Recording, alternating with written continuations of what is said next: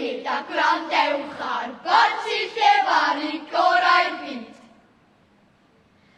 Mi fedrwn ni lefaru yn gyfyn i ddangos cyffro. Neu'n arofath enwladwy a'n lleisiau per yn asio. Mi fedrwn ni edrych ar ein garfon i ddangos ei bod yn hwyr.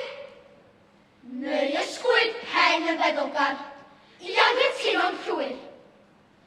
Mi fedrwn ni ochneigion dramatig. Neu chwerthin yn braf.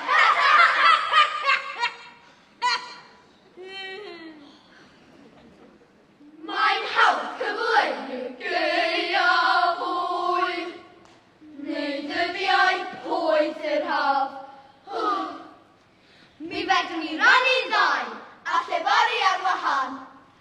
Un grŵp i ddeud y geiriau a'r llall i wyan can.